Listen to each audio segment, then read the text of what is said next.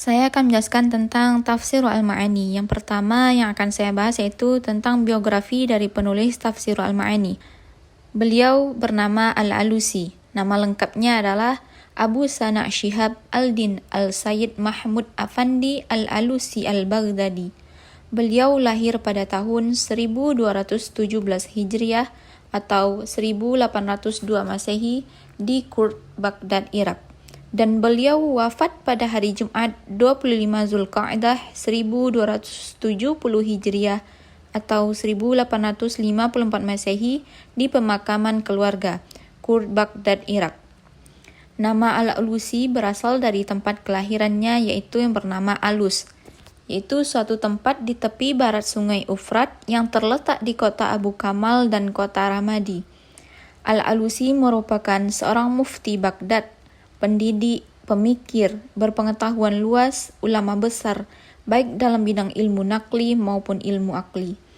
Karena kecerdasannya itu, beliau mampu menafsirkan dan memberikan apresiasi yang mendalam terhadap Al-Quran secara masif dan komprehensif.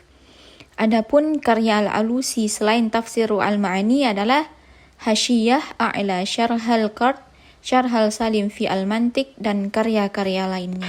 Sejarah penulisan tafsir al-Ma'ani. Al-Alusi menulis tafsir ini karena dari mimpi.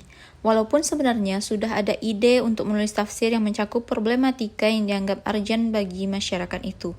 Al-Alusi memulai penulisan tafsir al-Ma'ani pada malam ke-16 bulan Sya'ban tahun 1252 Hijriah, tepat pada umurnya yang ke-34 tahun, dan berakhir pada malam Selasa bulan Rabiul Awal 1267 Hijriah. Adapun penamaan tafsir al-Ma'ani diberikan oleh Perdana Menteri Ali Ridha Basha.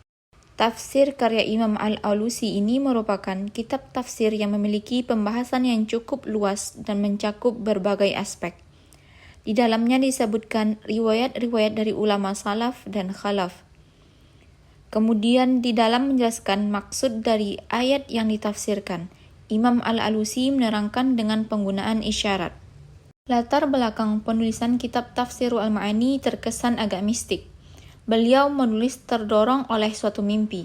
Meskipun sebelumnya telah ada ide untuk menulis tafsir tersebut, Al-Alusi memang ingin sekali menyusun sebuah kitab tafsir yang dapat mencakup persoalan-persoalan yang dianggap urgent bagi masyarakat waktu itu. Namun, rupanya beliau senantiasa dihinggapi keraguan-keraguan untuk merealisasikan ide tersebut. Akhirnya, pada suatu malam, tepatnya pada malam Jumat bulan Rajab tahun 1252 Hijriah, beliau bermimpi disuruh Allah Subhanahu wa Ta'ala untuk melipat langit dan bumi. Kemudian disuruh untuk memperbaiki kerusakan-kerusakan yang ada padanya. Dalam mimpinya, beliau seolah-olah mengangkat salah satu tangannya ke langit dan yang tangan lainnya ke tempat air. Namun, kemudian beliau terbangun dari tidurnya.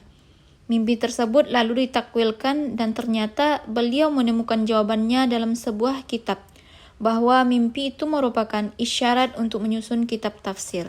Sumber penafsiran kitab tafsir al-Ma'ani. Kitab tafsir al-Ma'ani ini menggunakan pendekatan tafsir bil-ma'sur dan bil-ra'yi sekaligus, atau dengan kata lain menggabungkan antara riwayah dan dirayah, yakni pengambilan sumber penafsirannya berasal dari ayat Al-Quran itu sendiri, hadis Nabi SAW, pendapat para sahabat dan tabi'in, serta tidak meninggalkan ra'yunya sendiri. Dalam penafsirannya, Imam Al-Alusi jarang menggunakan ra'yunya sendiri, namun beliau lebih banyak menggunakan hadis dan pendapat ulama-ulama lain dalam penafsirannya.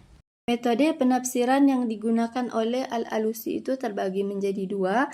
Yang pertama yaitu metode yang digunakan dalam menafsirkan Al-Quran.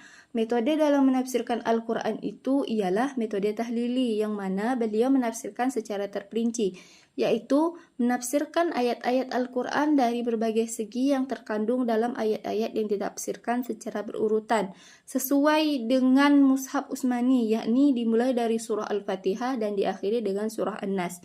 Yang kedua, Al-Alusi juga menggunakan analisis linguistik dan bahkan informasi para sejarawan yang dinilai akurat. Corak tafsir Ruh Al-Ma'ani, Al-Alusi mengedepankan tafsir bercorak sufi isyari dalam penafsirannya. Corak tafsir sufi terbagi menjadi dua macam. Yang pertama yaitu tasawuf nazari atau disebut dengan teoritis.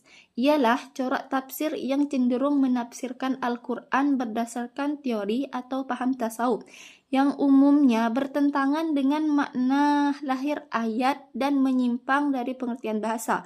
Dan yang kedua, tasawuf amali atau isyari, yaitu menakwilkan ayat-ayat Al-Quran berdasarkan isyarat-isyarat yang tersirat, yang tampak oleh sufi dalam suluknya.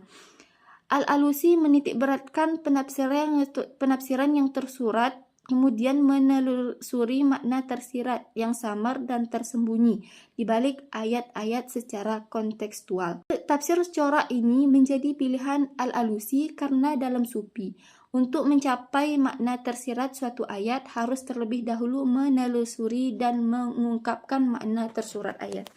Karakteristik tafsir Ruh Al-Ma'ani terbagi menjadi 4. Yang pertama yaitu disebutkan nama surah Makkiyah dan Madaniyahnya dan disertai beberapa pendapat ulama.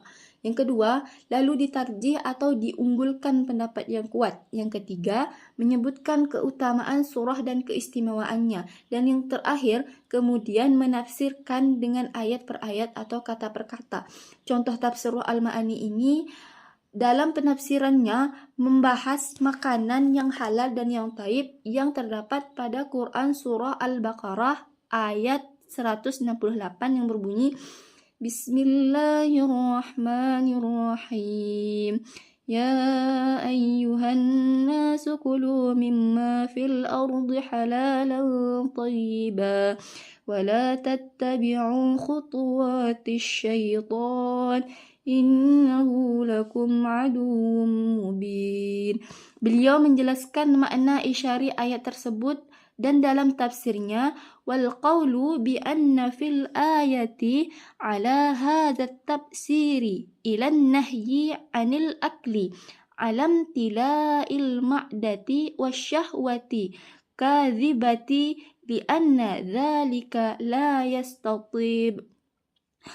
Ayat tersebut dalam tafsir ini mengisyaratkan larangan makan hingga lambung atau perut terisi penuh atau kekenyangan, karena hal tersebut tidak akan mendatangkan kebaikan.